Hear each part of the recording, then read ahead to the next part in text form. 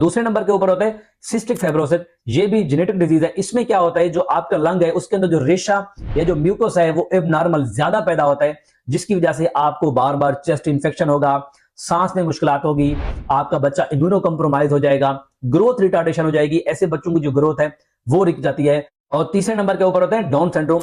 ऐसे कपल्स जो कजन में आपस में शादी करते हैं उनमें जो डाउन सिंड्रोम के बच्चों के पैदा होने के जो चांसेस है वो 5% बढ़ जाते हैं। और चौथे नंबर के ऊपर होता है इन्फेंटाइल सेरिब्रल पैल्सी। इसका मतलब यह है कि जो बच्चे पैदा होंगे वो किसी तरीके से मेंटल रिटार्डेड होंगे। आपने ये बात भी नोट की होगी, जो कजन मैरिज के नतीजे में बच्चे पैदा होते हैं वो दूसरे बच्चों की निस्बत कम ज़हीन होते हैं, उनमें मेंटल रिटार्डेशन के जो चांसेस हैं वो ज्यादा होते हैं। और पांचवें नंबर के ऊपर होता है हियरिंग एंड विजुअल डिसेबिलिटीज। ऐसे बच्चे या तो किसी वजह से उनके कान के मसाइल शुरू होते हैं या किसी तरीके से उनके बिनाई के मसाइल भी शुरू होते हैं।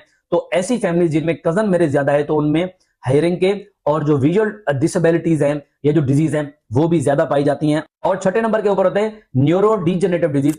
ऐसी फैमिलीज जो कजन में आपस में शादियां करते हैं तो उनके बच्चों के अंदर जो मेंटल रिटार्डेशन है और जो न्यूरो डीजेनरेटिव डिजीज है उनके चांसेस भी बहुत हद तक बढ़ जाते हैं। और सातवें नंबर के ऊपर होता है congenital heart disease. Congenital heart disease का मकसद ये होता है कि जो आपके बच्चे पैदा होंगे बचपन में उनको कोई ना कोई दिल का डिफेक्ट होगा या दिल की बीमारी होगी। ये ऐसी बीमारी है जो कजन मैरिज के नतीजे में जो बच्चे पैदा होते हैं उनमें बहुत हद तक बढ़ जाती हैं, उनका रिस्क बढ़ जाता है। इसीलिए डॉक्टर इसको एक साइलेंट पेंडेमिक कहते हैं, क्योंकि पाकिस्तान में अभी रिसेंट के अंदर जो शादियां हुई हैं उनमें 64% ऐसे हैं जिनकी आपस में कजन में शादियां हुई हैं और उसके नतीजे में जो बच्चे पैदा होंगे उनमें इन कंजेनिटल डिजीज के और कंजेनिटल एनोमलीज के चांसेस बढ़ गए हैं।